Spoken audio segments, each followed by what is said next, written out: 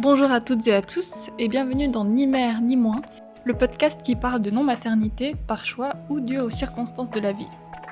Aujourd'hui, je rencontre Delphine.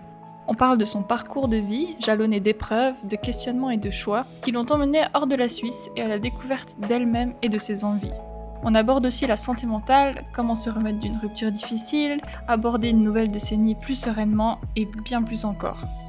Bonne écoute!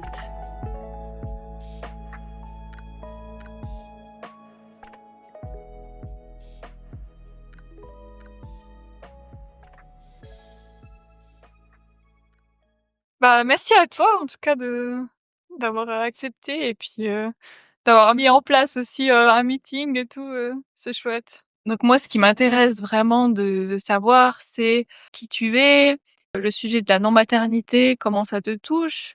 Est-ce que tu as reçu des jugements durant ta vie ou bien des pressions vis-à-vis de la maternité?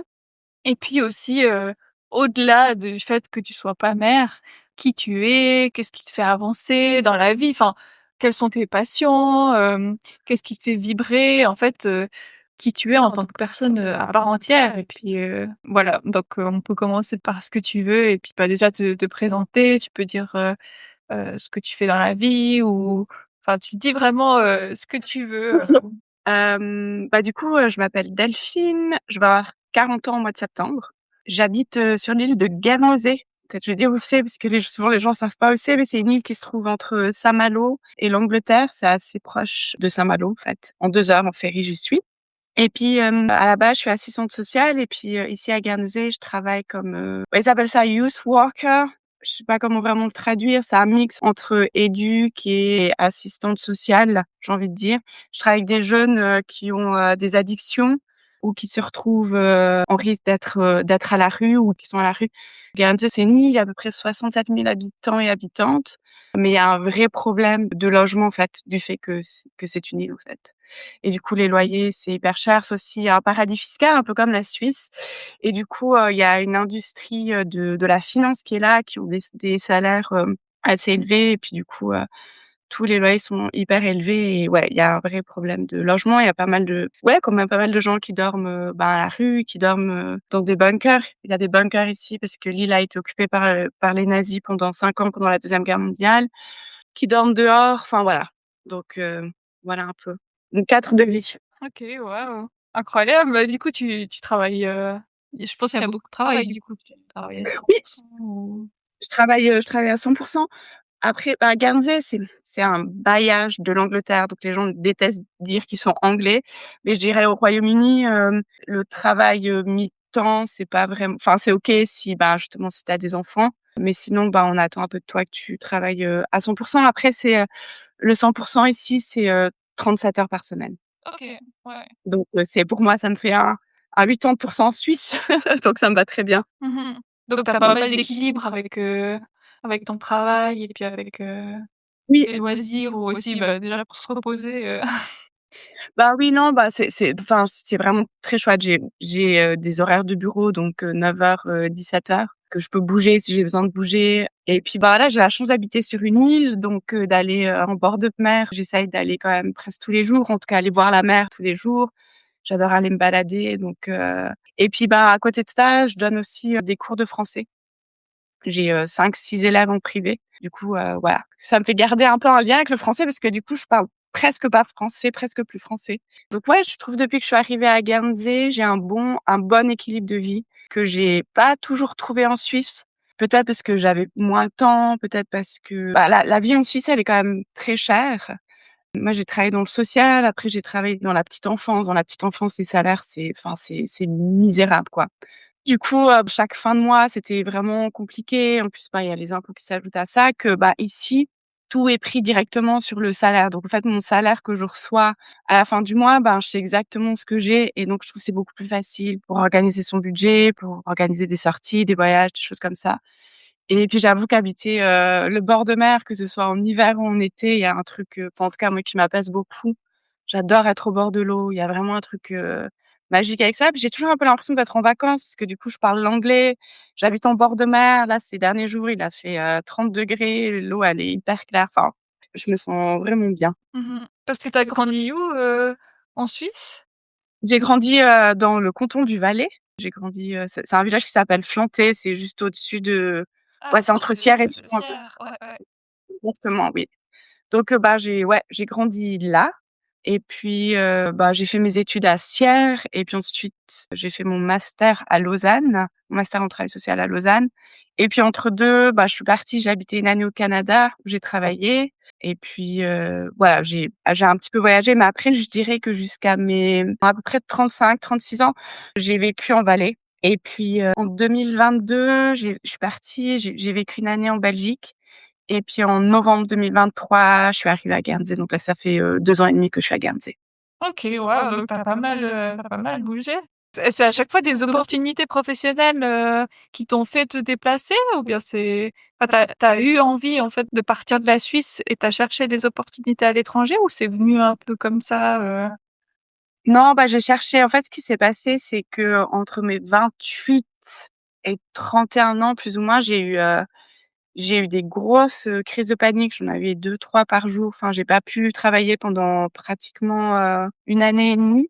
Du coup, je sortais, de chez moi à Salon pour aller en rendez-vous thérapeutique et puis, enfin bref, ça a été une période, vraiment, compliquée et il y avait toujours un peu cette idée que si j'arrivais à m'en sortir, si j'arrivais à aller mieux, je voulais partir. Il y avait toujours un peu c'est un peu ça qui m'a aidée, je pense pas mal, c'était l'idée de me dire: «Bon, en fait, à un moment donné, je vais réussir à sortir de ma maison et puis, bah, je vais même réussir à sortir du pays». Et bah, ça a pris un peu de temps, ça a pris pas mal de temps, même après quand j'ai réussi à mieux gérer mes angoisses et tout ça, de me sentir à l'aise dans des nouveaux endroits.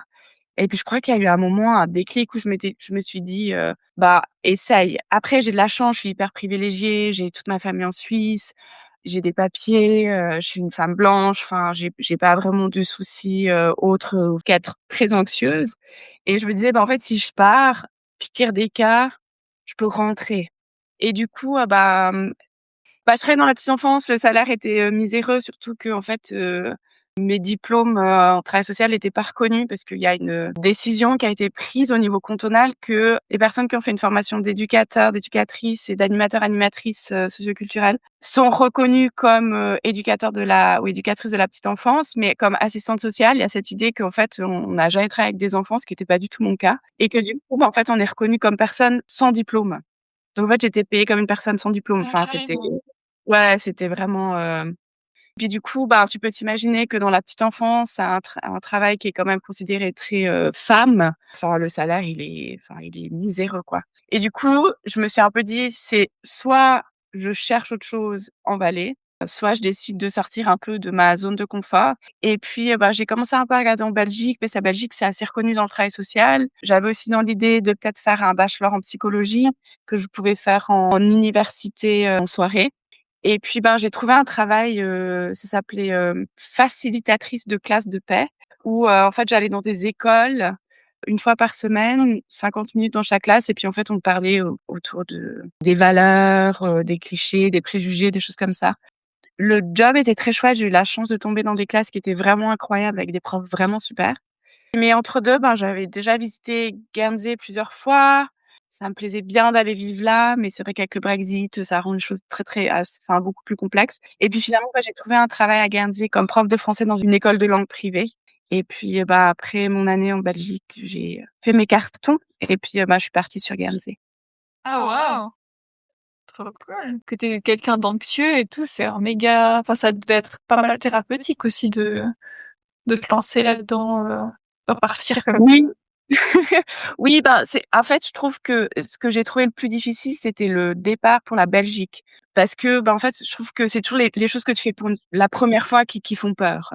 Et du coup, une fois que, ben, ça a été fait, je trouve que c'est moins anxiogène parce que tu sais que tu peux le faire, parce que, ben, j'ai aussi du soutien de ma famille, de mes amis derrière. Enfin, du coup, voilà et puis, ben, je crois que tu apprends aussi un peu à laisser, les choses matérielles un peu de côté. Alors en son temps, hein, je vis pas avec rien du tout, mais du coup, ben, voilà, il y a eu pas mal de choses que j'ai dû trier, que j'ai dû laisser, qui sont encore dans des cartons. Mais après, ben, voilà, une première fois que tu l'as fait et que ça se passe bien et j'ai eu la chance que ce soit bien passé pour moi, je trouve que ça devient un peu moins compliqué, les fois suivantes. En tout cas, le départ après, c'est jamais évident de recommencer un peu à 0 dans un pays, en fait, que ce soit en Belgique ou ici à Guernsey, où je connaissais personne et puis je suis pas la fille la plus, sociable du monde, je suis plutôt introvertie. Donc voilà, rencontrer des gens et tout ça, c'est pas toujours évident, surtout que mon premier job à Guernsey, je travaillais, dans une école de langue privée, donc les horaires, ils étaient assez, je travaillais assez tard, les soirées, tout ça, donc ça me donnait pas vraiment l'occasion de rencontrer beaucoup de monde. Et puis là, j'avoue que depuis que j'ai commencé mon nouveau travail, là, au mois d'août, j'ai mon cercle, amical qui s'est pas mal ouvert parce que, voilà, j'ai des collègues qui sont vraiment super et puis, des amis de collègues qui sont devenus des potes aussi, donc enfin voilà, je sais pas si tout ça c'est très intéressant, mais voilà. Bah oui, à fond. Bah, ça fait partie de ton histoire, de ta vie. Enfin, c'est méga passionnant, je trouve, comme, parcours de vie, c'est, un peu atypique, mais non, c'est trop bien. Bah, c'est ça qui est bien aussi de connaître, voilà, tout ce que tu as traversé, Oui. et tout. Donc aujourd'hui, tu es épanouie, équilibrée aussi dans ton travail, dans tes relations, tu t'es refait un cercle, d'amis, donc Ouais, c'est chouette, je trouve que ouais, ça fait du bien. Là, en plus, j'ai eu la nouvelle que mon contrat est fixe maintenant. Du coup, ça m'a aussi pas mal apaisée parce que jusqu'à maintenant, c'était pas sûr et puis, du coup, là, j'ai appris ça il y a une semaine et puis je trouve que depuis une semaine, je suis vachement plus posée, plus, dans un peu dans qu'est-ce que je veux faire, enfin, de ma suite ici à Guernsey.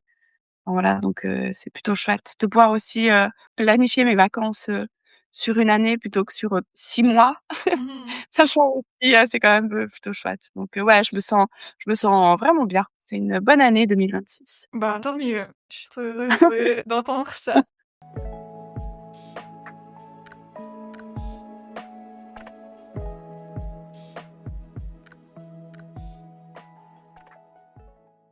Et puis du coup, vient la question de la maternité ou non Mmh mh. maternité. Donc, justement, tu peux planifier ton année, comme tu veux et aussi tu as pas besoin de prendre en compte, un enfant. Donc j'aimerais savoir, bah, ça relie aussi la question un peu des relations. Quand tu as quitté la Suisse, est-ce que tu étais dans une relation ou pas? Et puis du coup, la question de la maternité, à quel moment elle est venue? Est-ce que, c'est quelque chose que tu as toujours eu un peu en tête ou pas justement? Et puis, est-ce que le fait de bouger, ça a affecté aussi cette décision de pas avoir d'enfant? Je ne sais pas du tout. Je ne sais rien de toi vis-à-vis de cette question. Ouais, pendant longtemps, je voulais des enfants. Si tu demandes à mes proches, ils te diront que je disais toujours que je voulais 7 enfants. C'était pendant longtemps, en fait, je me questionnais pas vraiment, là-dessus, sur l'idée d'avoir ou non des enfants, ça me semblait, évident. Et puis, de mes 25 à 30 ans, j'étais dans une relation plutôt sérieuse, mais on n'a jamais vraiment abordé la question des enfants. Moi, je finissais mes études, donc je finissais mon master, je travaillais à côté de ça et puis ensuite, voilà, j'ai mon trouble anxieux qui est arrivé là au milieu et puis du coup, en tout cas pendant une période, la question d'avoir ou non des enfants, elle se posait pas du tout. Et puis, 2 semaines après mes 30 ans, je me suis fait, jeter comme une malpropre, je dirais. C'est un peu voilà. En tout cas, si vous voulez rompre avec une personne, évitez, l'année des chiffres ronds juste pour, Ah ouais. c'était un peu dur, j'avoue. Et puis, il m'a fallu, je pense à peu près 2 ans pour m'en remettre et pour me dire que j'étais prête à être dans une nouvelle relation, en tout cas à rencontrer, une nouvelle personne. Et puis, j'avais 32 ans et la question du coup de la maternité, elle a commencé à se poser. Je me disais: «Est-ce que je veux des enfants ou pas?» Je me voyais pas avoir des enfants seule. Du coup, je me disais: «À 32 ans maintenant si je veux des enfants, il faut que je» c'est un peu horrible de dire ça comme ça, mais que je commence un peu à rechercher un futur père, en fait, potentiel. Et puis en même temps, en fait, un peu en parallèle de tout ça, je dirais depuis, autour de mes 30 ans, je pense que mon féminisme, il a commencé avant mes 30 ans, mais j'avais pas fait beaucoup de lecture. Et puis à partir de 28 ans, enfin peut-être de mes 25 ans, comme ça, j'ai commencé vraiment à lire autour du féminisme. C'est pas venu tout de suite dans mes lectures, mais, en fait, au fur et à mesure de mes lectures, quand même, l'injonction à la maternité, elle est pas mal revenue. Et je crois que c'était un peu une des premières fois que je m'étais dit: «Oh, en fait, c'est possible de pas être mère». Ça semble un peu fou maintenant, mais c'est vrai qu'à l'époque, voilà, je me posais pas du tout la question. Et puis, à 32 ans, j'ai commencé vraiment à me poser la question. Du coup, j'ai fait pas mal de lectures. J'ai commencé à avoir des copines qui avaient des enfants, donc on voit aussi comment ça se passe pour elles. Et puis, j'ai aussi pas mal parlé avec des copines qui, n'ont pas d'enfants et des copines qui avaient, genre la cinquantaine, donc qui étaient un peu passées, qui pouvaient plus avoir d'enfants et du coup, ben, c'était la question de savoir si elles avaient regretté de pas avoir d'enfants et tout ça et puis, bah, en fait, la question était toujours pas du tout. Il y a aucun regret, c'était pour toutes, c'était des choix. Du coup, j'imagine que c'est différent que quand c'est pas un choix, que c'est quand c'est lié à une maladie ou voilà, à d'autres choses et ben, je pense que ça m'a pris à peu près 2 ans. J'ai à peu près eu 2 ans de réflexion sur l'idée d'avoir ou pas des enfants. Après 2 ans, je me suis rendu compte que je voulais pas d'enfants. En tout cas, je voulais pas d'enfants sur le long terme, dans le sens où j'adore les enfants, j'adore faire du babysitting, je vais volontiers, garder les enfants de mes copines, je fais volontiers des sorties avec les enfants. Mais en fait, le soir, je suis très contente de pouvoir rentrer chez moi et puis de pouvoir vivre dans le silence. Et du coup, je trouvais que faire des enfants pour faire des enfants, alors que j'étais pas à 100 convaincue, ça avait pas trop de sens, en fait. Je trouve que c'est beaucoup de responsabilité pour un enfant. Se dire: «Bon voilà, je fais un enfant, mais je suis pas vraiment sûre, mais on espère que ce sera un super enfant ou une super enfant» et que du coup, tout ça va m'apaiser avec l'idée de la maternité et d'être mère et puis, bah, j'ai aussi quand même, je suis pas très rassurée sur l'état du monde. C'était aussi vraiment un facteur qui a été assez important pour moi. J'ai l'impression qu'on va de plus en plus vers, un état du monde, assez, catastrophique et du coup, je trouvais non plus que c'était pas très juste d'imposer ça, à une potentielle enfant parce que j'ai pas les réponses, en fait. Je me suis toujours dit: «Ben, si dans 20 ans, mon enfant vient me dire: "Mais en fait, pourquoi tu m'as mis au monde? C'était quoi le but?"» À part, parce que j'en avais envie. Enfin, bon, voilà, comment est-ce que je vais pouvoir justifier si on en manque d'eau, si on en manque d'air, si, on a des canicules, chaque 3 mois, si on a des maladies qui explosent, chaque 2 ans? Je trouvais que j'avais pas de réponse à apporter à ça et du coup, l'idée de faire des enfants dans un monde que je trouve pas très rassurant, avec moi qui suis pas extrêmement convaincue à l'idée d'avoir des enfants, ça avait pas de sens, en fait et à partir du moment, en fait, où c'est devenu plus clair pour moi, bah, une fois que j'ai pris un peu une décision, il y a pas tellement eu de retour en arrière par rapport à ça. Je dis pas que je questionne jamais mon envie ou non de maternité, ça m'arrive de temps en temps, mais ça dure jamais très longtemps. En règle générale, en l'espace d'une demi-heure, c'est réglé qu'en fait, non, je veux pas d'enfant. Après, ce que j'ai trouvé difficile dans ce parcours de non-maternité, c'était, déjà cette idée que si tu es une femme et que tu as pas d'enfant, il faut qu'en contrepartie, tu aies soit une carrière florissante, soit que tu sois genre une artiste et puis que tu aies réalisé des trucs incroyables et puis j'ai pas une carrière florissante. J'aime beaucoup ce que je fais, mais c'est pas ça qui va me permettre, de devenir, millionnaire.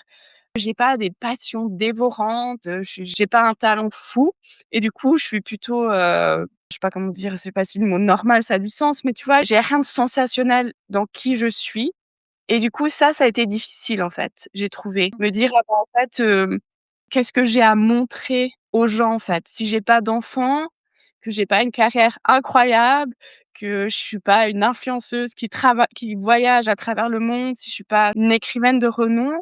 Tout à coup, j'avais un peu l'impression que j'avais pas grand-chose à amener et puis je trouvais souvent que dans les lectures que je faisais, on parlait souvent des femmes qui avaient pas d'enfants, mais bah, voilà, en fait, on parle évidemment de femmes connues qui ont pas d'enfants et qui enfin voilà, Simone de Beauvoir, Frida Kahlo et du coup, j'étais un peu là, bah, en fait, j'ai pas l'intention de devenir ni Simone de Beauvoir ni Frida Kahlo et c'est là que je me suis rendu compte que malgré le fait que j'avais fait toutes ces réflexions autour de la maternité et mon non-désir de maternité, ma perception de moi, elle devait quand même passer à travers une autre personne. Du coup, bah, j'étais pas en couple, donc ça pouvait pas être à travers, un ou une partenaire. J'avais pas d'enfants, donc ça pouvait pas être à travers les enfants et du coup, je pense qu'il y a une grosse crise d'identité à un moment donné. C'est peut-être ça, en fait, qui m'a un peu poussée à décider de partir, d'aller vivre, bah, en Belgique et puis ensuite ici à Guernsey. Je pense qu'il y avait un peu ce truc de me dire un peu qui je suis d'une certaine manière.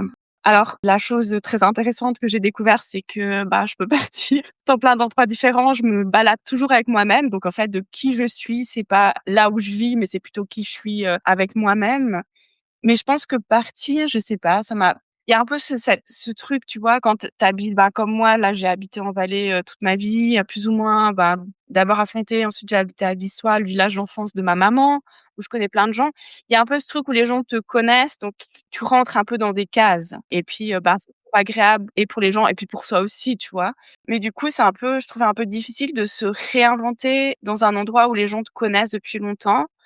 et puis, ben, moi-même, où j'ai mes habitudes, où j'ai ma façon d'être et tout ça.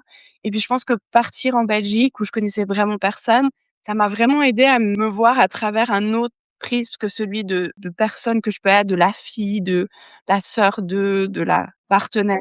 Et je pense que cela, ça a vraiment ancré en fait, c vraiment cette pensée que non, j'ai pas besoin d'avoir des enfants ou j'ai pas besoin d'être en couple aussi pour être moi-même d'une certaine façon, pour exister en fait.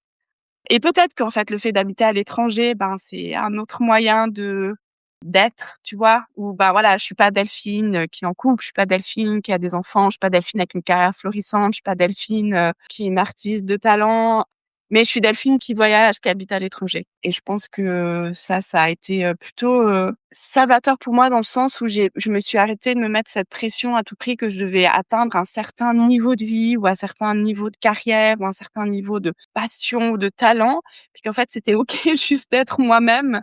Enfin, voilà. Donc j'ai l'impression vraiment que c'est vraiment dans ma trentaine que ça s'est ancré. Après, quelque chose qui a pas mal ancré aussi, ça c'est mon côté, quand on me dit de faire quelque chose, j'ai envie de faire le contraire. J'avais été voir, mon gynéco pour faire, une ligature des trompes, justement parce que je voulais pas d'enfant et que vraiment j'avais assez une hantise de tomber enceinte. C'était vraiment un un gros stress pour moi. Et du coup, je pense que je suis allée quand j'avais, entre 32 et 34 ans, je dirais plus ou moins. Je suis allée chez mon gynéco et vraiment qui était, presque choqué du fait que, je voulais me faire ligaturer les trompes. Enfin, je crois que je lui avais pas dit ligaturer les trompes, je crois que je lui avais dit de me faire, cautériser l'utérus parce que, ben, je voulais plus avoir mes règles. Puis quand tu te fais ligaturer tes trompes, tu as toujours tes règles. Ouais. Et moi, je voulais plus avoir mes règles, parce que j'ai des règles abondantes, j'ai des problèmes de fer tout le temps et du coup, je me disais: «Bah, si je me fais cautériser l'utérus, au moins j'ai plus de règles et j'ai plus de risque de tomber enceinte». Et vraiment, je crois que le fait que j'avais fait des recherches là-dessus, déjà, ça l'avait un peu perturbée. Et j'ai eu droit vraiment à une litanie de, pourquoi qu'il allait pas me le faire, en fait. C'est parti du fait que j'étais encore jeune et si un futur partenaire veut des enfants et si je regrette un jour, enfin, il y avait vraiment beaucoup de questions sur, sur le fait que, c'était une décision, qui allait être irréversible. Parce que j'étais pas contre l'idée, mais je trouvais que c'était très orienté déjà, c'est très orienté, un futur partenaire pourrait vouloir des enfants. Puis j'étais: «Ah si un futur partenaire veut des enfants, ce sera pas mon partenaire, en fait». Ça me semble assez, logique. Et puis, sur la notion de regret et en fait, en parlant avec des copines qui ont eu des enfants, j'aurais posé la question et puis en fait, on avait le même gynéco en disant: «Bah, est-ce que quand vous avez dit, j'aimerais tomber enceinte ou enfin, vous avez parlé de ce désir de maternité, est-ce que vous avez eu les mêmes choses? Et si vous regrettez d'avoir des enfants? Et si votre futur partenaire veut pas d'enfants? Et si et ça?» Et puis en fait, pas du tout parce que, l'idée de la maternité, c'est un truc qui est accepté alors que finalement et c'est peut-être parce que je travaille, dans le social, que je travaille avec des jeunes qui ont eu pour la plupart, des enfances quand même assez traumatisantes. Je me dis: «Mais en fait, on devrait quand même poser aux gens qui veulent avoir des enfants, en fait, les mêmes questions et si vous regrettez, je sais pas, si votre fils, ou votre fille, fait partie de la communauté LGBTQIA+, et si votre enfant est malade et si vous rêvez un jour et que vous voulez plus d'enfants». Enfin, quand tu amènes un enfant au monde, enfin, tu as une énorme responsabilité et que finalement, si j'ai pas d'enfant et que je regrette, c'est moi, quoi. Mmh. Ça que moi, ça impacte personne d'autre. Et du coup, j'ai trouvé que le fait que vraiment il était un peu là, presque à me dire: «Non, enfin vraiment, c'est pas possible de pas vouloir d'enfant», ça m'a encore plus renforcée dans mon choix que vraiment non, je voulais pas d'enfant. J'avoue que je me suis pas vraiment battue, du coup, j'ai fait aucune opération.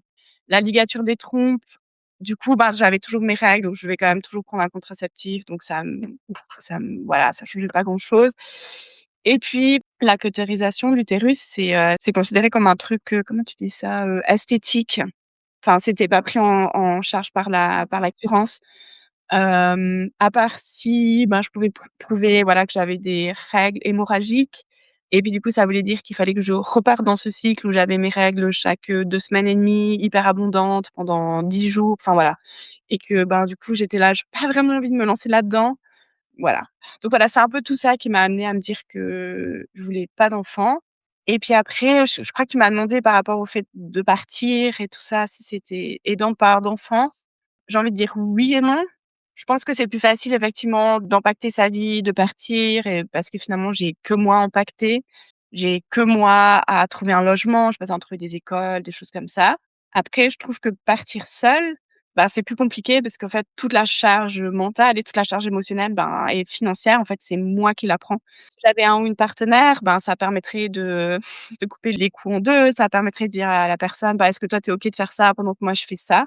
Du coup, j'entends souvent des gens qui me disent: «Oh mon Dieu, mais moi avec des enfants, je pourrais pas partir comme toi tu es partie, c'est pas possible quand tu as des enfants». Je pense que c'est pas vrai. Je connais des gens qui sont partis avec des enfants. Je pense qu'effectivement, ça demande plus d'admin, ça demande peut-être plus d'organisation. Mais, à part évidemment si tu es, un parent ou une parente, célibataire, en règle générale, si tu peux partir en couple et puis du coup, tu es 2 personnes à gérer tout ça. Enfin voilà, donc c'est plus simple et plus complexe à la fois. C'est une réponse très suisse, je trouve.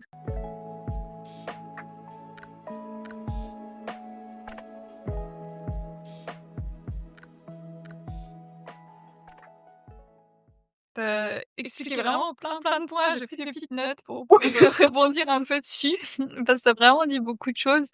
Mais tout d'abord, bravo pour, ton parcours.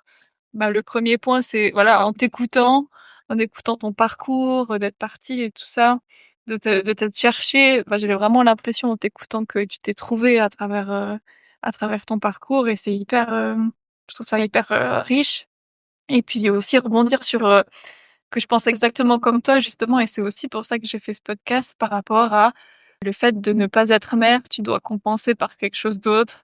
Tu dois être une star connue ou tu dois avoir découvert, le remède contre le cancer ou des choses comme ça et c'est aussi ce pourquoi je me bats et c'est aussi ce pourquoi je m'intéresse en fait à des récits hyper, divers, variés et qu'on n'a pas besoin d'avoir un énorme accomplissement, en fait, parce que je considère qu'on est tous vraiment multifacettes et que la maternité, c'est tellement mis en valeur, un peu à l'extrême, j'ai envie de dire, que c'est pour ça qu'on se dit que, voilà, on n'est pas une «femme complète» entre guillemets si on n'a pas fait un quelque chose d'équivalent à cet, exploit. Enfin voilà, c'est souvent, expliqué comme, un miracle, de donner la vie, l'amour inconditionnel et tout. Enfin, c'est hyper, mis sur un piédestal. Alors oui, dans nos fonctions biologiques en tant que femme, on peut le faire, mais, je trouve sociétalement, en tout cas dans notre société ici occidentale, sans parler des autres cultures, parce qu'il y a énormément d'autres cultures moins connues,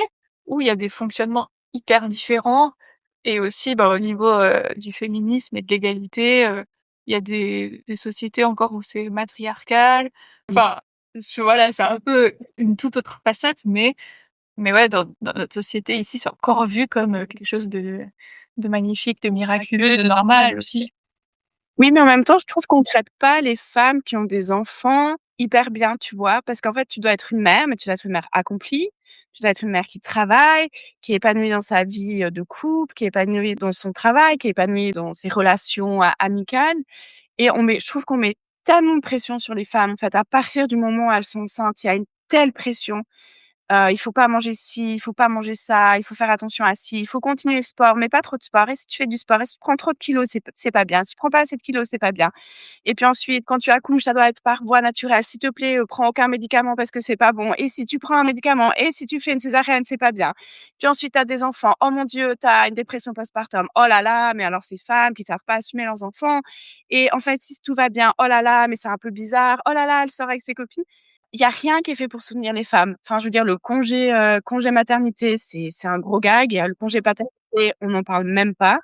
Je trouve qu'on peint ça un peu comme comme un tableau de la Renaissance et puis en fait, on se rappelle qu'à la Renaissance, les femmes, elles étaient vraiment maltraitées aussi et je trouve qu'il y a vraiment ce truc-là où, on attend des femmes, on leur dit: «C'est miraculeux ce que vous faites» et je pense que c'est miraculeux. Je pense que vraiment, tu construis un être humain à l'intérieur de toi et je trouve ça fabuleux. Mais ensuite, c'est un peu, bonne chance et il y a La société est pas adaptée, pas du tout plein de adapté, en points. fait. Et puis du coup, je trouve que c'est rude aussi ça. Et puis on prend pas vraiment en compte non plus, les femmes qui regrettent d'avoir des enfants, des femmes qui souffrent, de dépression, de choses comme ça. Du coup, ce truc, miraculeux, OK, sur un certain point, mais ça s'arrête quand même assez vite, je trouve. Je trouve que le soutien aux mères est quand même, assez médiocre dans notre société, hein. Ouais, il y a vraiment plein de choses qui sont pas adaptées. Aussi, comme tu disais, les jugements, enfin les injonctions.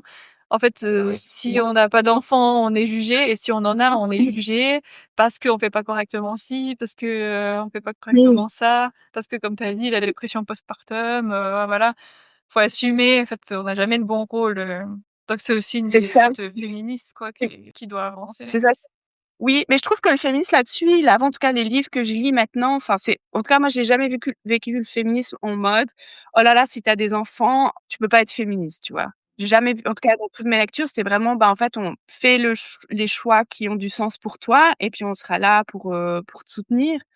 Mais du coup, ben, c'est toute la société qu'il faut changer, quoi. Il y a une réflexion qui doit être faite autour de ça, tu vois? Quand je pense aux discussions qu'il y avait autour du fait qu'on pouvait accorder 2 semaines de congé paternité et puis qu'en même temps, on dit aux femmes, «Il faut avoir des enfants parce qu'en fait, notre société est en train de vieillir», machin truc. Puis je suis là, ben, on veut bien avoir des enfants, mais il faut mettre aussi des structures en place, tu vois? Les crèches, elles coûtent hyper cher, Ouais. il y a pas beaucoup de place. Le travail des femmes, bah, c'est de trouver des petits pourcentages, ben, c'est pas évident. Si tu veux travailler dans certains domaines, c'est presque pas possible. La même chose pour certains hommes, ils ont dans certains domaines, ils peuvent pas baisser leur temps de travail parce que c'est pas bien vu ou c'est juste pas possible de pas bosser à 100%. Je trouve qu'il y a pas mal de choses qui fait qu'on encourage, les femmes et les couples à avoir des enfants, surtout les couples hétérosexuels en plus de ça. Mais bah, on met rien vraiment en place pour soutenir et puis moi, je vois avec mes copines qui ont des enfants, je trouve que c'est difficile de répondre à toutes ces injonctions tout en élevant des enfants. Enfin, ça demande un jonglage de folle, en fait, je trouve. Ouais, bah, c'est la fameuse charge mentale quoi, en fait. Ouais, vraiment, Plein de d'adaptations qui doivent être faites, donc ça si n'incite pas non plus, ça n'encourage pas non plus à avoir des enfants, non, alors vraiment pas. Alors, non et puis, bah, ici, moi, je vois ici à Guernesey, tout ce qui est, crèche, c'est tout privé. Donc en fait, si tu veux des enfants, il faut que tu aies de la thune. Il y a une ou 2 crèches qui sont payées par l'aide sociale, mais ben, il faut presque annoncer 3 ans à l'avance que tu vas avoir des enfants, quoi. Donc ouais, je trouve que c'est assez complexe ici aussi. Mmh. Donc on verra si ça évoluera, quoi. Encore un point aussi que tu as parlé du gynéco là, mon Dieu, mais enfin, je pense que c'est une expérience, universelle pour toutes celles qui ont voulu demander, une fois, la Oui. stérilisation, d'avoir eu un refus, en tout cas ça s'entend pas mal. Ouais. J'avais aussi fait des recherches là-dessus un peu, mais finalement, c'est pas quelque chose qui m'intéresse. Mais effectivement, les gynécologues qui refusent, soit avant un certain âge, soit avant un certain nombre d'enfants. Il y avait eu aussi des femmes avec plusieurs enfants, mais qui avaient, du style 40 ans même, et ils se sont fait refuser ça. Donc déjà moi je déjà moi les gynéco hommes, j'ai jamais voulu. Et puis, Totalement d'accord. ouais, et ouais, j'ai l'impression que enfin, voilà, il y a des fois des réactions violentes des hommes par rapport aux femmes qui ne veulent pas d'enfants. Mais Ouais. c'est je pense lié à, il doit y avoir quelque chose. Enfin, j'ai un peu une théorie là-dessus, ça doit Qui être un est peu qui est leur laquelle? ego Peut-être qu'on a la masculin, même, hein, peut-être qu'on a bah, la j'ai même. l'impression que enfin, ma théorie de comptoir, du coup, c'est qu'un homme qui apprend qu'une femme ne veut pas d'enfant, ça le renvoie à son propre ego, un peu, de ce symbole de virilité, de: «Mais si la femme ne veut pas d'enfant, qu'est-ce que je fais avec ma semence? En fait, je sers plus à rien». Non, c'est exactement ça. Je pense exactement comme toi parce que j'ai dans mes dates avec des hommes, quand je dis que je veux pas d'enfant, je le dis assez rapidement. En règle générale, je dis que je suis féministe aussi, que je suis végétarienne. Comme ça, je me dis: «Écoute, tu as une image» et le truc de pas avoir d'enfant, je pense que ça certains hommes, ils se disent: «Mais en fait, je sers à quoi?» Et ça vraiment, ça touche un truc dans leur ego qui est assez fou. Mais je trouve qu'il y a aussi un côté un peu paternisant, en tout cas des hommes plus âgés ou par exemple de mon ancien gynéco, c'était un peu cette idée de: «Oh bah, la petite chérie avec ses petites émotions, à un moment donné, elle va changer d'avis» et du coup, on la protège un peu contre elle-même, tu vois? Et puis c'est toujours cette même notion, en fait, le corps des femmes, il appartient pas vraiment aux femmes, quoi. Il appartient quand même et encore et toujours à la société et ou à partir du moment où tu fais un choix pour toi-même qui rentre pas dans les normes de la société, ben, il y a un problème et puis du coup, ben, ce problème, il faut qu'on le règle. Alors ça peut être réglé par, refus de faire des opérations, ça peut être réglé par, des mots qui peuvent être, violents, ça peut être réglé par, des violences, sexuelles. Enfin, je trouve qu'il y a un côté, paternisant, mais aussi, ouais, vraiment un côté très, égocentré de certains hommes qui sont un peu là: «Je sers à rien du coup». si en fait, à cette société patriarcale finalement où on dit aux hommes: «Bah, votre seul rôle, c'est d'assurer, la survie de l'espèce et puis, d'assurer la survie de votre famille en travaillant». Je me dis: «On leur rend pas service non plus», tu vois? Ouais, c'est clair. Bah, c'est ce qu'on dit aussi dans les luttes féministes, c'est que le patriarcat, en fait, ça dessert autant les femmes que les hommes. Enfin, c'est Voilà. vraiment, les hommes aussi, ils ont des pressions autres que les femmes, bien sûr, mais en fait, ils ont des pressions aussi pour rentrer dans un schéma, qui est pas forcément bon pour eux, aussi pour la santé mentale des hommes, qui est hyper, enfin voilà, on dit aux hommes, «Il faut pas pleurer», alors oui, bien sûr, ça avance et puis, c'est de plus en plus, démocratisé, enfin, je sais pas si c'est le bon mot, mais c'est de plus en plus mis en avant, on va dire. Mais, de nouveau, pas assez et puis, en fait, il y a tellement d'éléments qui doivent encore, Mmh mh. évoluer dans les mentalités que c'est clair que le patriarcat, ça dessert aussi à fond, bah, les hommes, quoi. Ouais, vraiment, Donc, vraiment.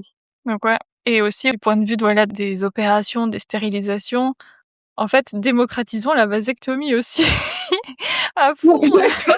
C'est comme la contraception, enfin, c'est aussi une charge, beaucoup Ouais. plus pour les femmes parce qu'il y a plein de femmes qui se font mettre, sous pilule, hyper jeunes, aussi Oui. c'est normal et Oui, puis, c'est, dans l'absolu, enfin, il y a aussi beaucoup plus de possibilités de contraception, pour les femmes et oui, pour les hommes, c'est, bah, préservatif ou oui. vasectomie et bah, voilà, il me semble des recherches qui sont faites pour une pilule pour les hommes, mais Oui, il y c'est avait pas trop d'effets encore, secondaires.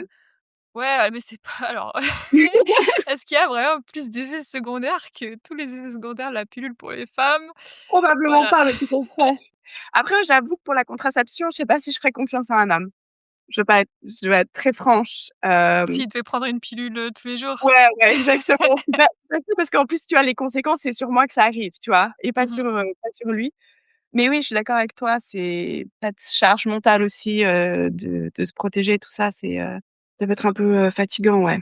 Ouais, donc en plus, je crois que la vasectomie, c'est réversible pour les hommes, alors que la ligature des trompes, Irréversible. c'est pas réversible pour les femmes. Oui. Enfin, il y a plein de facteurs, en fait, et Oui. bizarrement pas très mis en avant, tu vois? Non. Puis C'est c'est ambulatoire, du coup, vraiment, ils font l'opération, ils peuvent ressortir. Mmh mh. Moi, je sais que mon papa, il l'a fait et ses copains me disaient: «Ouais, mais si une fois tu te sépares, de ta femme et que tu veux d'autres enfants», puis, bah, il l'a fait à 42 ou 43 ans, quelque chose comme ça, puis il était là: «Bon, j'ai 4 enfants, en fait, je vais pas même si même si une fois on se sépare et que je retrouve une autre femme, je vais pas en faire plus. Je pense que Mmh 4 mh. là, c'est suffisant». Mais, je me rappelle qu'il nous racontait ça, qu'il y avait quand même pas mal, de ses copains qui, ouais, ou alors, ben, en fait, ça touche aussi, c'est quand même très proche du pénis. Du coup, il y avait un peu cette idée, mais si, il y a beaucoup d'hommes qui se mettent dans l'idée qu'ils vont plus pouvoir, éjaculer et plus pouvoir, bander, en fait. Mmh mh. Et du coup, ils sont là: «Ah non, si ça me bloque trop». Je me rappelle un copain qui était là: «Non, ça je pourrais jamais, ça me bloque trop. Après, dans ma tête, je serais plus capable de bander», tout ça. J'étais là: «Mais par contre, ta femme, qui se tape, de la pilule depuis, ses 15 ans, il y a pas trop de soucis, hein, sur les effets sur son corps». Enfin, c'est vrai que oui, c'est pas beaucoup mis en avant. Et puis, bah, les opérations aussi, bon, ligature des trompes, c'est le plus courant, mais après, enfin, moi, j'avais entendu que, l'ablation de l'utérus, c'est Mmh. l'hystérectomie, je crois. Oui, C'est quand même une opération, hyper lourde ou et très douloureuse aussi par rapport à la ligature, donc oui. Moi, j'ai une copine qui a dû faire ça parce que, à cause de l'endométriose et effectivement, elle a été un mois en arrêt et puis là, elle a 34 ans maintenant et elle est en ménopause. Du coup, elle doit prendre des patchs et tout ça. Enfin, c'est pas du tout anodin. ouais, c'est clair. Donc gros sujet aussi, gros sujet. Clairement, hein.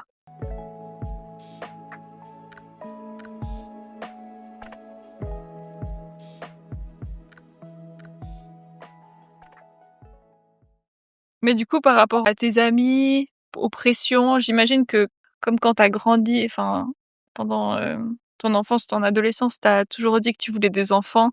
J'imagine que tu as pas reçu beaucoup de pression de ta famille ou de tes amis pour devenir, mère? Mais en fait, je trouve que ça s'est bien passé. Après, moi, comme je disais, là, à mes 30 ans, j'ai vécu vraiment une rupture qui m'a vraiment, sacrément, enfin, méchamment secouée et puis, du coup, tout le monde a un peu foutu la paix, tu vois? Aussi avec ce truc défendu, «Un perdu, 10 de retrouvés, il y a plein de poissons dans l'océan». Là, tout le monde a un peu évité parce que vraiment, j'en ai pris plein la figure Et puis, je pense qu'au départ, j'en ai pas trop parlé et puis, ben, voilà, je pense que les gens comprenaient que je voulais pas tout de suite me remettre en couple, donc on m'a pas mal foutu la paix, puis ça m'a vraiment permis de faire un peu des recherches de façon très apaisée parce que je j'avais pas de pression.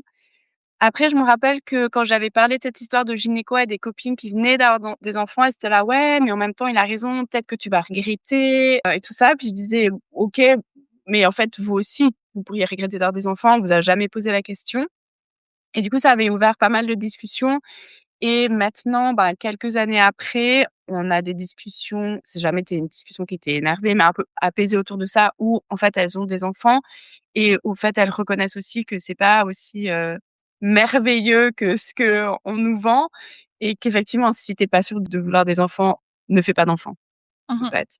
Et il y a un peu cette notion de bonheur aussi où en fait, bah, elles sont heureuses différemment, mais elles sont pas plus heureuses qu'avant d'avoir des enfants et je trouve que ça, c'est aussi assez apaisant d'entendre ça, tu vois? Mmh. Parce qu'on entend, tu vois, cet amour inconditionnel, ça change ta vie. En fait, j'ai l'impression sur les réseaux sociaux, on nous le vend vachement, tu vois? Genre, tu fais des enfants. Alors j'imagine, j'espère bien que toute ta vie est bouleversée quand tu as un enfant parce que vraiment, enfin évidemment, mais c'est un peu cette notion que vraiment tu as atteint un nouveau stade du bonheur et en fait, quand je parle autour de moi avec mes copines qui ont des enfants, c'est pas un nouveau stade au-dessus, c'est juste un nouveau stade à côté. Et en fait, bah, moi, je l'ai dit à mes parents aussi, je voulais pas d'enfants. Mes parents, ils étaient un peu là en mode, bah, nous, on a eu 4 enfants, on a pu faire ce qu'on voulait, donc on voit pas pourquoi on devrait, te mettre la pression sur quoi que ce soit. Après, ben, j'habite aussi à l'étranger, donc bah, la pression, de mes parents qu'ils pourraient peut-être avoir en disant: «Nous, on aimerait des petits-enfants» et tout ça, bah, je l'ai pas. Je sais pas par rapport à mes frères et sœurs s'il y a des pressions qui sont là que moi j'ai pas, bah, du fait que je sois célibataire et que j'habite à l'étranger. Parce que du coup, tu as des frères Et et sœurs, j'ai une sœur et 2 frères, oui, qui sont, plus âgés ou plus jeunes? jeunes que moi, plus jeunes que moi. Qui ont pas Et pour encore l'instant, d'enfants ou qui ont des enfants? non, Ouais. qui ont pas d'enfants encore pour l'instant. Du coup, je peux imaginer que parfois les discussions sont différentes parce qu'ils sont les 3 en couple. Du coup, mais moi, bah, voilà, moi, je vis ma plus belle vie de célibataire. Mmh. Du coup, c'est un peu plus compliqué de dire à la personne: «Oh là là, je rêverais d'être grand-père ou grand-mère». Parce que, bah oui, bah, tant mieux pour toi ou tant pis pour toi, mais bah, c'est pas moi qui vais t'amener ça. Et ben, à mes amis, à mes proches, en règle générale, j'ai jamais vraiment de réaction en mode, «Oh là là, enfin vraiment, tu vas le regretter». Je crois que les gens me connaissent assez pour savoir que quand je prends une décision, c'est pas des décisions à la va-vite. Enfin, j'ai eu des réflexions autour de ça. Je sais que je l'ai dit à ma grand-maman, j'avais un peu plus de questionnement par rapport à sa réaction et puis elle m'a dit: «Ah mais ton cousin, il m'a annoncé la semaine passée aussi qu'il voulait pas d'enfant, puis du coup, si je trouve que ton cousin, il a entre le guillemets «le droit de pas avoir d'enfant», bah, je vois pas pourquoi, toi ce serait différent juste parce que tu es une femme», en fait. Et Mmh. je trouvais que c'était, Ah une bah, trop bien. ouais, c'est une trop chouette réaction. Donc j'ai l'impression que les réactions les plus virulentes que j'ai eues, c'est quand je me suis retrouvée en date avec des hommes, en fait, où, ben, ouais, bah, ça revient à ce qu'on disait avant, où tout à coup ça touche un truc chez eux. Puis en fait, je trouve toujours assez fou parce que vraiment, genre, c'est en 1re ou 2e date, donc vraiment on apprend à se connaître, on n'est pas en train de bâtir une future maison, tu vois? Mmh. Et vraiment, je suis là un peu, mais toute cette réaction parce que je veux pas d'enfant alors que vraiment on n'est même pas sûr qu'on va se voir pour une 3e date, quoi. Enfin, Ouais et puis aussi, bah, des jugements, tu les reçois souvent des gens, comme tu as dit, qui te connaissent pas en fait, qui se connaissent pas. Donc exactement. Oui, justement, bah, tu as de du coup la chance, enfin la chance. oui, non, mais On choisit ses amis, on s'entoure aussi des personnes qui nous connaissent, qui nous comprennent, qui clairement, comprennent nos décisions, qui nous jugent pas. oui. Donc En tout cas, qui m'ont jamais jugée de face. Je dis pas que de dos, il y a pas eu des discussions, j'en sais rien et enfin, vraiment, je m'en fous, mais c'est vrai que de face, j'ai jamais eu ça. Mais après, ben, tu vois, je vois aussi quand je suis en date avec des femmes, quand je dis que je veux pas d'enfant, ça pose des questions plutôt en mode: «Ah, comment ça se fait? C'est quoi ton processus de réflexion, machin, pourquoi?» mmh Mais il y a pas ce truc de genre: «Oh mon Dieu, tu veux pas d'enfant, honte sur toi et sur toute», enfin, du coup, pas ma descendance, mais toute ouais, il y a plus cette mes aïeux, empathie tu et vois? cette compréhension que de Exactement. crainte de ouais, de ne pas avoir de descendance. Et c'est un peu ça où, bah, je sais que j'ai entendu aussi, ça j'avais une discussion avec des gens de ma classe. On avait été, manger ensemble et en fait, je crois que je suis la seule de ma classe, primaire de pas avoir d'enfants et du coup, il y avait un peu ce truc de alors il y a toujours ce truc: «Ah mais tu verras, c'est des enfants, c'est merveilleux, ça change ta vie». Souvent ça vient de la part des hommes et puis je suis un peu là, j'imagine que peut-être pour toi, c'est une plus-value. Après, j'adorerais parler avec ta femme juste pour savoir si Ouais. c'est toujours aussi rose et extraordinaire que ça. Mais après, c'est très chouette, hein, aussi de voir des papas qui sont tellement motivés par leurs enfants, qui sont motivés par leur paternité. Je trouve que c'est vraiment très, très chouette aussi. Mais aussi, bah, d'un coup, il y avait le questionnement de, «Ouais, mais quand tu seras vieille, qui c'est qui va prendre soin de toi?» J'étais un peu là: «OK, alors si je fais des enfants pour qu'ils prennent soin de moi», j'étais là: «C'est quoi le but?» Je les enferme dans une cave jusqu'à ce qu'ils grandissent et puis quand je suis un peu vieille et fatiguée, je les sors de la cave pour qu'ils s'occupent de moi. J'étais là: «Ben, en fait, c'est hyper bizarre comme question», tu vois? Alors du coup, c'était un peu le truc: «Ah, c'est hyper égoïste parce que du coup, tu comptes sur les enfants des autres pour s'occuper de toi». Puis j'étais là: «Bah, écoutez, moi, mes impôts, payent, l'école de vos enfants, quoi». Ouais. Du coup, ben, je pourrais aussi décider enfin, du coup, on peut aussi tous et toutes décider de payer chacun des trucs pour soi et puis, bah, moi, je paye plus les impôts, pour l'école de vos enfants, pour la crèche de vos enfants, pour les gardes de vos enfants, quand ils vont à l'hôpital, quand enfin voilà, enfin je paye plus tout ça. Je garde cet argent comme ça je pourrais payer des personnes quand moi je suis en âge où j'aurais peut-être besoin qu'on s'occupe de moi et du coup, j'étais là en fait on vit dans une société, plus ou moins solidaire. Ça va dans les 2 sens, c'est-à-dire que moi je paye pour des gens et pour des enfants aussi et puis en contrepartie, ben, à un moment donné, quand j'aurai besoin de soins, ben, ces enfants à qui j'ai payé l'école s'occuperont de moi. Enfin, j'ai enfin, tu vois, je trouvais que c'est mais ce truc d'être égoïste, ça, je l'ai beaucoup entendu ça, par contre. Mmh mh. Mmh. Mais c'est un choix égoïste, en fait. «Ah, tu aimes pas sortir de ta routine.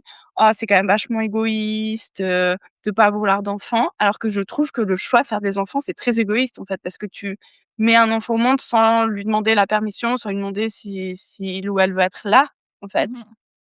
Et je pense que les 2 choix, en fait, de faire des enfants et de pas faire des enfants, c'est égoïste.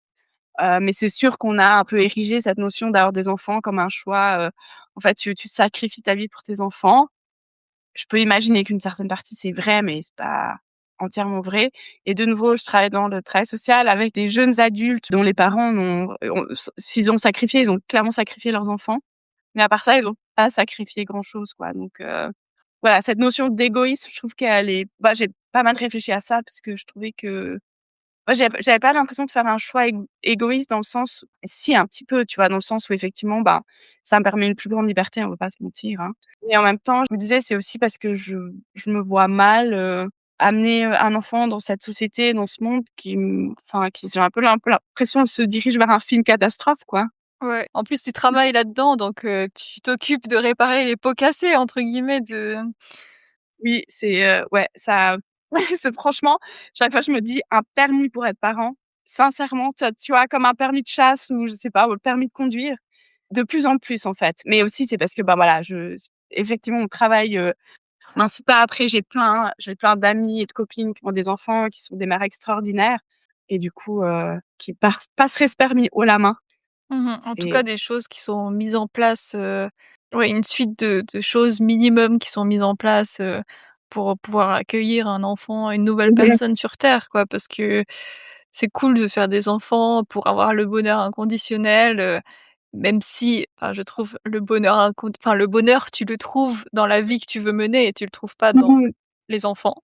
Parce que sinon, je pense que tu vas à perte si tu attends que les enfants t'apportent du bonheur, en fait. Mais ouais, qu'il y ait au moins, des choses de base qui soient mis en place parce que Mmh si on fait, des enfants égoïstement, du coup, on pense pas à l'épanouissement de cette personne qui va devenir une personne à part entière et qui peut aussi décider de totalement, partir de votre vie et ne jamais s'occuper de vous quand vous serez âgés. Ou alors, peut-être les gens ils oublient souvent que des fois l'enfant il peut être handicapé. Enfin, il y a plein de choses en fait, Puis quelle pression! Tu imagines? Tu viens au monde ouais. pour pouvoir t'occuper de tes parents. Enfin, je trouve que cette vision des choses, elle est, presque culpabilisante. Après, j'avoue qu'en tant qu'enfant qui habite à l'étranger, mes parents sont en super forme, je touche du bois, mais ben, la question de, ben, si une fois ils ont besoin de soutien, est-ce que je rentre ou pas? Mmh mh. Ça, c'est quand même une question qui revient beaucoup pour moi. Alors après, j'ai des frères et des sœurs qui habitent toujours en Suisse, donc c'est sûr que, bah, voilà, mais après c'est aussi, ben, la question de savoir, si, c'est OK de leur faire porter tout ça, tu vois? Mmh. Ça, c'est vrai que ça me questionne quand même.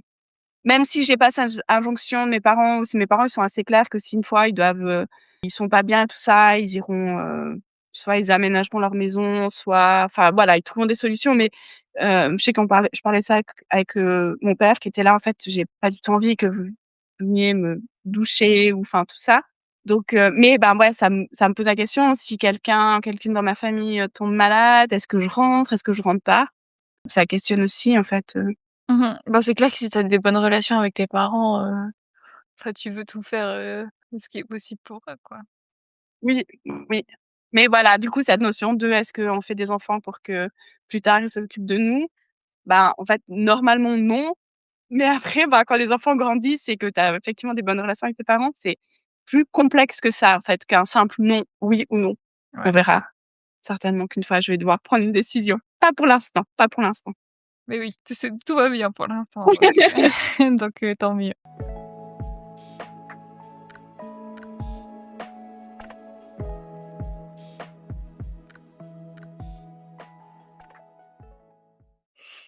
Mais c'est bien si tu des bonnes relations avec tes parents, je pense qu'il y a aussi des fois un peu cette image préconçue de, tu veux pas d'enfant parce que, tu pas eu une bonne enfance ou parce que tu as des mauvaises relations ou parce que tu as des daddy issues ou ce genre de trucs, tu vois?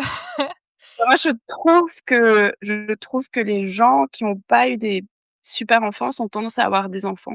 Mmh En mh. tout cas, au niveau je le vois un tout petit peu dans mes relations autour de moi, ou qui ont pas que des enfances malheureuses, mais tu vois, des relations compliquées avec leurs parents.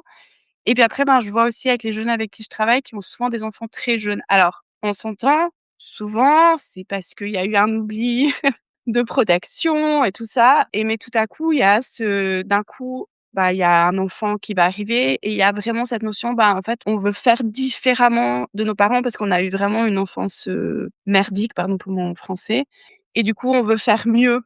Donc on fait Essayer de se rattraper, pour permettre exactement. aux enfants. Ouais, de refaire, de revivre son enfance à travers son enfant. Mmh mh. Et en fait, on parlait de ça avec ma sœur, qui a pas d'enfant aussi, qui peut-être une fois aura des enfants ou peut-être pas. Mais c'était qu'en fait, on a eu une très chouette enfance. Et moi, j'ai pas besoin de guérir quelque chose à travers le fait d'être moi-même mère. Et j'ai pas l'impression que j'ai besoin de revivre le même schéma, tu vois, que mes parents. Mais je pense que ça vient aussi du fait qu'il y a pas vraiment de pression de la part de mes parents, tu vois, ou que j'ai pas l'impression que j'ai besoin de me reconstruire à travers, la maternité. En tout cas, moi, je vois plus des gens qui ont eu des enfances, pas toujours, super simples. OK, donc tu constates ça, ouais, c'est intéressant d'avoir Je suis en train de réfléchir, je fais ma liste de mes proches. Je réfléchis à mes proches qui n'ont pas d'enfants. Je sais pas, c'est peut-être un truc à explorer. Après, moi, je fais pas d'enfants parce que j'ai pas l'impression parce que j'ai un problème ou j'ai des daddy issues ou des trucs ouais, comme ça, ouais. tu vois? Je crois que c'est vraiment parce que j'ai eu ce choix-là, j'ai eu cette possibilité-là et je suis très, très consciente de ce privilège-là, quoi, vraiment, hein. Mmh mh. Au-delà du fait que, ben, je suis née en Suisse et tout ça, je pense aussi que le fait que j'ai eu très peu de pression de la part de mes amis et de ma famille, ça aide quand même beaucoup à faire un choix, posé, tu vois? Je sais que j'ai une copine qui a clairement fait une enfant parce qu'en fait, elle avait une pression folle de sa mère et qu'à un moment donné, elle lui a dit: «OK, je fais une enfant et puis en fait, on s'arrête là, quoi».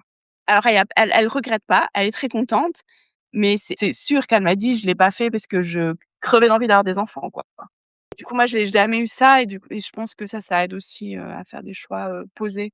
Mais dans les 2 sens, j'ai l'impression, tu vois? Si tu as des gens autour de toi qui sont toujours là: «Oh là là, les enfants, mais quel enfer! Si j'étais toi, je ferais jamais d'enfants». Tu peux pas non plus faire un choix posé de vouloir ou de pas vouloir des enfants. Mmh mh. Mais je pense que c'est bien de se poser vraiment la question, essayer de s'éloigner le plus possible des injonctions ou des pressions qu'on peut subir ou de notre environnement. Bon, bien entendu, on est un petit peu façonné par l'environnement dans lequel on est. Mmh. Si on est Oui. entouré de plein de familles heureuses, ça va peut-être influencer aussi, notre choix, mais Oui. de trust your gut, enfin d'écouter vraiment, notre désir plus profond et puis aussi de se Mmh. dire, voilà, est-ce que j'attends que cet enfant, m'apporte, quelque chose de spécial?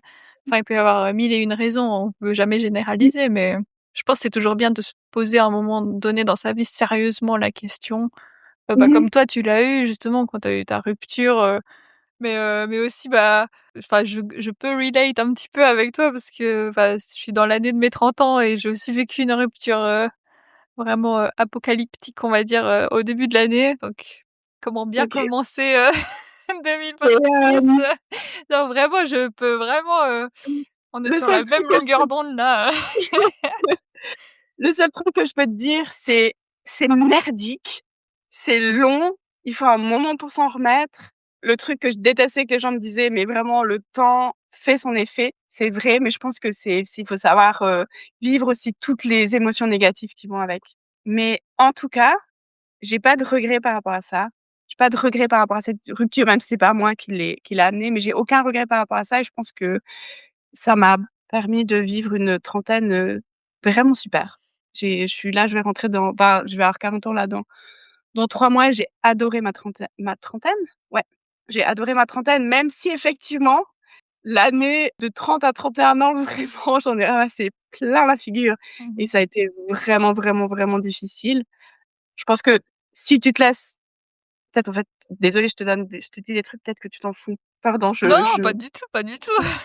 mais je trouve que si tu laisses vivre les émotions négatives, si tu te dis enfin moi j'étais des périodes où je me disais: «Jamais plus je vais retrouver une personne, jamais plus personne va m'aimer», enfin vraiment c'était très, très, très drama. Je pense que le pire, c'est de refouler ces émotions négatives, tu vois? Mmh mh. Et du coup, c'est de puis c'est d'avoir d'avoir un cercle autour qui, t'accueille aussi, quand tu as besoin de parler pour la 30e fois de cette fameuse dispute, puis que tu essaies de retrouver, de recomprendre ce qui s'est passé, de décortiquer. Si tu as des gens autour de toi qui sont OK de t'écouter décortiquer pour la 150e fois cette rupture, fais-le, je trouve que ça fait du bien aussi. Mais tu es trop chou, merci. Non, là, je suis vraiment, bah, ça a pris, quelques mois là pour me reconstruire, hein. On est fin Oui. mai, mais j'ai eu la chance justement en fait, j'ai reconnecté avec plein d'amis. Je m'étais hyper isolée de mes amis Mmh mh. et de par ma relation et du coup, je me suis reconnectée vraiment avec des vrais amis qui étaient vraiment là. En fait, c'est le truc cliché de dire: «Les vrais amis, tu les reconnais dans les moments, de merde» et en fait, Ouais, j'ai eu bah, cette c'est vrai. chance-là, C'est du coup, non, ça va beaucoup ouais. mieux et puis je Bah, me tu dis verras. aussi, bah, je commence ma trentaine plus sereinement parce que là, je sais que c'était une bonne leçon pour la suite et que maintenant je saurais plus poser mes limites et puis aussi être plus C'est trop bien. directe sur, ce que j'accepte pas, ce que je Oui, veux, et cetera donc je trouve que je suis d'accord avec toi. En tout cas, moi, je sais que j'ai eu aussi un gros glow up. trop Du bien, coup trop bien. et du coup, oui, mais c'est vrai que ça a pris du temps, mais je suis d'accord avec toi. Je trouve que on apprend beaucoup des ruptures aussi, mais des ruptures amicales aussi. Je trouve pas seulement amoureuses, j'ai aussi des ruptures amicales qui ont été aussi très douloureuses. On n'en parle pas assez, mais ouais, je trouve que si tu peux en repartir avec quelque chose, avec, une espèce de ouais, je sais pas, petite leçon de vie, ça fait du bien aussi. Mmh. Mais oui, mais c'est vrai que l'année de la trentaine, je trouve que c'est une année je trouve qu'il y a beaucoup tellement de pression sur, quand tu passes de 29 ans à 30 ans. J'ai l'impression plus que de 39 à 40. C'est peut-être que maintenant que je vais avoir 40, je m'en fous complètement. OK, j'allais te demander justement comment tu abordais, cette, quarantaine, du coup, Non, qu'on mais est alors, à 2 ça moments. fait déjà je crois que ça fait déjà 2 ans que je dis que je vais avoir 40 ans, donc du Ah ouais? coup je me sens mais je trouvais que la pression de 29 à 30, elle était très réelle. Il y avait vraiment un truc, puis tu sais, tu commences à les gens commencent à te dire: «Alors, est-ce que vous allez vous marier? Vous allez avoir des enfants? Vous allez construire?» Il y a un peu tout ce schéma un peu sociétal qui arrive et puis moi, c'est un peu ces périodes où j'ai commencé vraiment à me questionner sur, mon désir d'enfant ou non, si est-ce que je voulais vraiment me marier? Est-ce que je veux vraiment acheter? Est-ce que c'est mon rêve d'acheter une maison, un appartement et tout ça? Et je trouvais qu'il y avait vraiment énormément de questionnements par rapport à ça et bon, j'avais pas vraiment les réponses et du coup, j'ai l'impression que j'ai construit toutes ces réponses dans ma trentaine, en ayant l'occasion de rencontrer plein de personnes super. Je trouve que tu as aussi des conversations qui sont peut-être, je dis pas qu'à 20 ans, j'avais pas des conversations profondes, mais je trouve qu'en tout cas, dans ma trentaine, j'ai eu des conversations vraiment profondes avec des amis aussi, que j'ai redécouvert d'une certaine manière parce que, bah, on prend des voies différentes. Tu as des gens qui ont des enfants, d'autres qui n'en ont pas et tout ça, mais ça permet vraiment d'avoir des conversations hyper enrichissantes Mmh.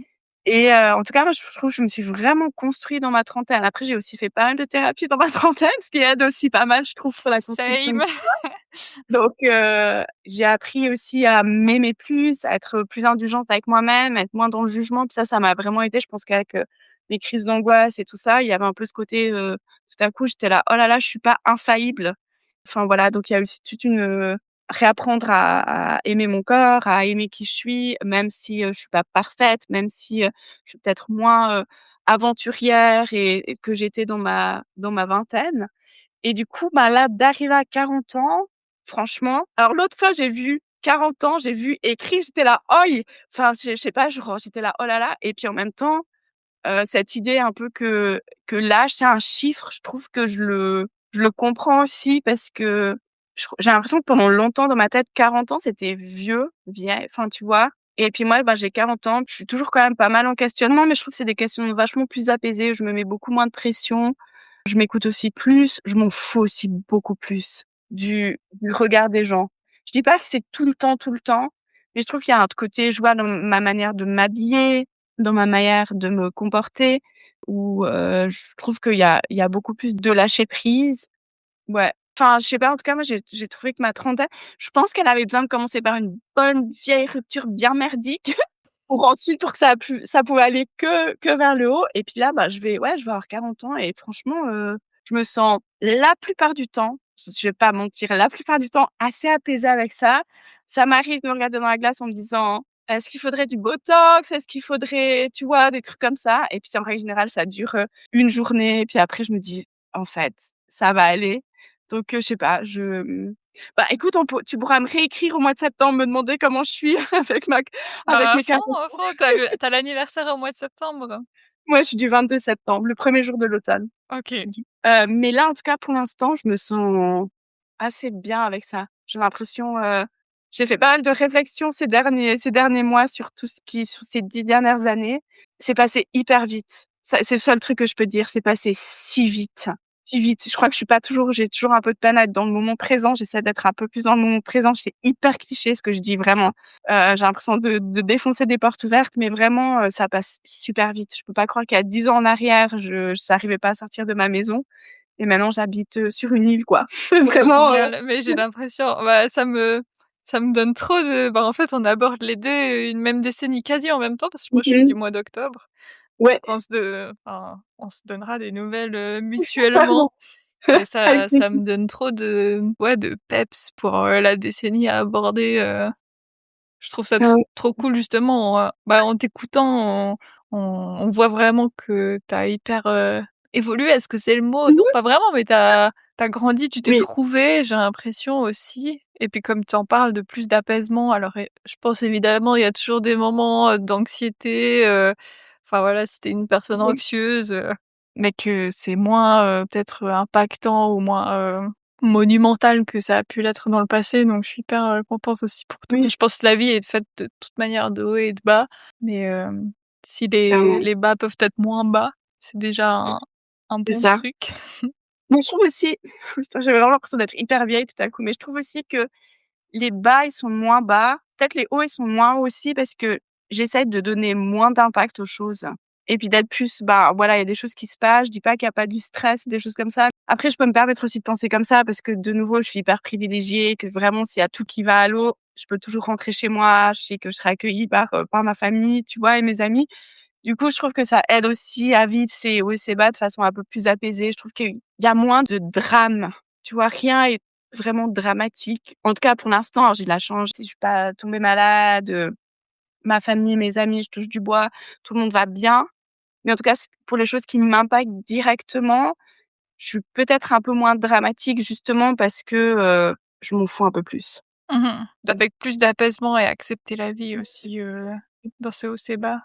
Je trouve que quand tu vis des choses difficiles, tu vois toujours, en fait, à quel point tu as des ressources, non seulement à travers toi, mais à travers les gens autour de toi.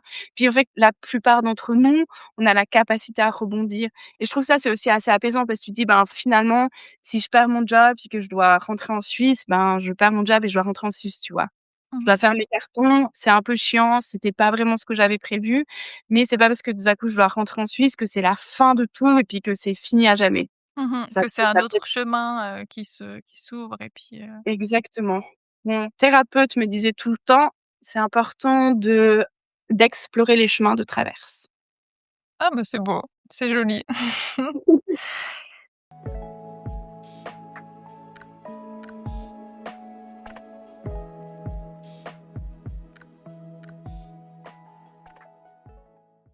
Bah, trop bien. Bah, écoute, je ne peux que faire l'apologie des psys aussi parce que j'ai suivi.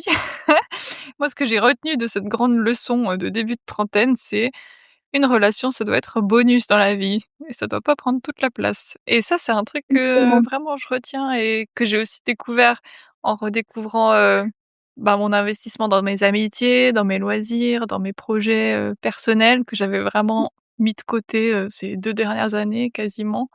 Donc belle leçon aussi, à apprendre, Oui. de ça. On on a une grande conversation avec ma sœur par rapport aux relations, romantiques et ma sœur, elle dit que sa relation, elle est avec une personne avec qui elle se sent vraiment hyper bien, c'est pas un pilier de sa table, c'est un vase. Donc c'est très beau, mais si le vase se casse et ben, en fait, elle a toujours ses piliers. Donc pour elle, je crois que c'est les amis, la famille, le travail et puis, ben, ce qu'elle fait à côté et Mmh. que du coup, ben, ça enlève toute cette pression de mon couple, c'est un peu le centre de ma vie. Moi, je l'ai vécu aussi comme ça, c'est le centre de ma vie, il faut prendre hyper soin et tout ça. Je dis pas qu'il faut pas prendre soin du vase, mais en fait, c'est cette notion que si tout à coup, tu es plus en relation, romantique, il y a pas un manquement chez toi. Ça, c'est aussi un truc que j'ai dû apprendre dans la trentaine. Mmh. C'est parce que je suis célibataire qu'il y a un manquement, tu vois? Qu'il y a des trous à combler. Enfin, désolée, c'est peut-être pas la bonne image, mais enfin, tu vois, un peu ce côté, «Oh, il faut trouver une personne qui te complète» et puis moi, j'ai cherché longtemps, puis en fait, quand cette personne, elle est partie, ben, j'étais plus complète, quoi. Puis du coup, c'est difficile à se percevoir de nouveau comme une personne complète donc effectivement, je trouve qu'une relation romantique, ça va être un magnifique vase sur ta table. Un vase dont tu prends soin, mais c'est aussi OK s'il y a pas de vase. Mmh. Et qu'on est complète, même sans relation, donc on peut vivre notre best vie de célibataire. Mais c'est tout à fait possible, on peut vivre sa best vie de célibataire sans attendre. Parce que des fois, j'ai l'impression que les gens, ils sont là un peu Delphine, hein, dans un entre-deux jusqu'à ce qu'ils se retrouvent en relation, tu vois, romantique et puis finalement, ça fait 10 ans que j'ai pas eu vraiment de relations romantiques qui ont duré. Mais je me rappelle pas ça, mais c'était un autre psy qui m'avait dit, «Ah mais en attendant d'être de nouveau en relation», j'étais là: «Mais en fait, il y a pas en attendant d'être dans une nouvelle relation». C'est pas que je suis en relation, tout à coup, il y a une période de vide intersidéral où je suis un peu perdue, puis tout à coup, je suis de Ouais. nouveau en relation et tout va bien pour moi. Je suis, pas en relation, mais c'est pas un vide, c'est pas un manquement, c'est pas qu'il me manque un truc, c'est pas que je suis incomplète, c'est pas que j'attends d'être de nouveau en relation romantique, c'est que si ça vient, puis si ça vient pas, ça vient pas et puis qu'en fait, voilà, Ouais, peut-être c'est qu'une pas fois un il y aura but, un quoi. stade voilà, exactement, c'est pas un but. Mais ça aussi, j'ai dû apprendre dans ma trentaine que c'était pas un but d'être en relation et c'est venu un peu avec cette idée, mais en fait, si je veux pas d'enfant, je suis pas obligée d'être en relation. Mmh. Du coup, je trouve que c'est très apaisant tout ça, de se dire: «Bah, en fait, il y a pas de pression de se retrouver en couple ou pas». Ça empêche pas les belles rencontres, mais en fait, la notion de l'amour romantique, c'est encore un truc sur lequel je travaille parce que c'est pas toujours évident. Mais effectivement, j'aime bien cette notion de se dire: «Ben, je peux amener ou pas un vase sur ma table, mais que ma table, en fait, elle tient la route, elle est solide» et du coup, c'est un choix que je fais. C'est pas un choix, enfin, c'est pas un besoin. Donc voilà. Trop bien. Bah, écoute, est-ce que tu as un dernier message à faire passer ou quelque chose que tu aimerais aborder, J'aimerais dédier non, bah, merci à toi. Merci vraiment pour ton écoute. Merci pour tes questions aussi, mais vraiment pour ton écoute. Enfin, vraiment, j'espère que j'ai pas trop parlé. Désolée, des fois, je suis un peu prise dans des sujets qui m'intéressent, puis j'ai tendance à blablabla, Bah, non, mais c'est trop à bien. blabla. Enfin, je suis aussi un peu pareil, hein, je suis un peu en arborescence, mais je trouve ça hyper intéressant et ouais, enfin, pour moi, tu es une très belle personne et tu as une vie super riche aussi donc c'est hyper cool que tu sois aussi apaisée sur cette idée que, il y a pas un manque de quelque chose de fantastique et qu'en fait, tu peux vivre ta vie, en ayant, des amis, des relations ou non, des relations avec ta famille, enfin, tes loisirs et puis en fait, avoir une vie super, remplie et je trouve ça hyper riche et je suis sûre que cette conversation va apporter aussi, à ceux et celles qui l'écouteront. Donc, Oui. merci à toi vraiment, j'espère que j'ai eu une écoute, active, Bah, oui, non, mais bienveillante, absolument. Merci à toi, puis merci pour ton podcast, quoi. Ça fait vraiment du bien d'écouter ce genre de podcast. Puis je trouve aussi le fait que ça se situe en Suisse, ça fait du bien parce que souvent on entend en Belgique, en France et puis les expériences sont différentes. Puis de dire qu'on a toutes des expériences différentes et puis finalement on se retrouve, on vient plus ou moins toutes du même endroit. Je sais pas, il y a un côté, qui fait chaud au cœur aussi par rapport à ça. Donc merci beaucoup à toi en tout cas, pour ton podcast. bah, merci beaucoup, ça fait hyper plaisir, ton retour et puis, bah, tout bon pour la suite et puis je note, le 22 septembre, c'est juste? Ouais et toi, c'est quand ton anniversaire? Le 17 octobre. Le 17 octobre. Je vais noter ça dans mon agenda maintenant. Parfait. Aussi Balance du coup? Non, moi je suis Ah! encore vierge. Je sais pas. Juste le Ah! dernier jour, quoi. Le dernier jour, vierge. OK, OK, OK. Ça fait un peu cliché, tu sais, Pas du tout, les femmes c'est pas du tout. célibataires, à fond dans l'astrologie, les millennials dans l'astrologie, tu sais? Exactement. Mais tu sais quoi? Moi, c'est des trucs qui m'apaisent, tu vois? Des fois, je me dis: «Ah oui, tu vois, je suis Taureau en lune et ascendant Sagittaire», tu vois? Des fois, je me dis: «Voilà, j'ai juste besoin de savoir ça, juste pour me sentir, de temps en temps, quand je prends des décisions, je suis là: est-ce que c'est mon côté Sagittaire qui prend des décisions? C'est mon côté Vierge qui prend des décisions?» tu vois? Ouais. Écoute, Et moi, mon indécision est typique de la Balance, donc c'est ah parfait. bah, ça, c'est sûr. Et ascendant Vierge, je sais pas trop ce que ça veut dire, mais Alors moi, ce que j'entends des vierges, bah, après je suis vierge, c'est des personnes qui peuvent être assez contrôlantes, ce qui est pas entièrement faux, mais je sais pas si c'est mon côté vierge ou mon côté anxieux du coup. Après c'est les gens disent, que les vierges, elles sont beaucoup dans les détails et moi je suis pas du tout détail. Moi je trouve les détails m'ennuient énormément. J'aime bien le gros enfin donc ouais, vierge. Bah, écoute, voilà, on se retrouve, sur l'ascendant sur le signe astrologique de la Vierge ouais, aussi. ouais. Donc voilà, on a des points communs de partout. Magnifique. Mais ouais, merci beaucoup en tout cas. Et Bah, puis, merci à toi. un immense merci à Delphine pour sa gentillesse et ce témoignage inspirant. Et merci à vous, auditrices et auditeurs, pour votre écoute et votre fidélité. Si le parcours de Delphine vous a touché, n'hésitez pas à laisser un commentaire ou à partager le podcast autour de vous. Prenez soin de vous et à très vite pour un nouvel épisode de Ni mer ni moins.